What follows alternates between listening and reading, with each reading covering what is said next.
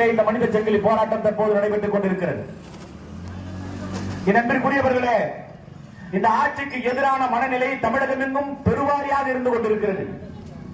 அது திராவிட முன்னேற்ற கழகத்தில் பொறுப்பிலே இருப்பவர்களுக்கு கூட நன்றாக உணர்ந்திருக்கிறார்கள்.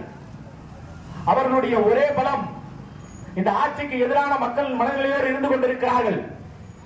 அவர்களுடைய வாக்கு எங்களுக்கு தேவையில்லை, அந்த வாக்கை நாங்கள் துச்சமாக மதிக்கிறோம், எங்களுக்கு உங்களுடைய வாக்கு தேவையில்லை, ஆனால் காலில் விழுந்தாவது பணத்தை கொடுத்தாவது எங்களிடத்தில் இருக்கிற கூட்டணியை நாங்கள் ஒருங்கிணைத்து வைத்துக் கொண்டு அந்த கூட்டணி பலத்திலே நாங்கள் வெற்றி பெற்று விடுவோம் என்ற மமதையிலே இன்றைக்கு திராவிட முன்னேற்ற கழகமும் அவருடைய தலைவர்கள் இருந்து கொண்டிருக்கிறார்கள்.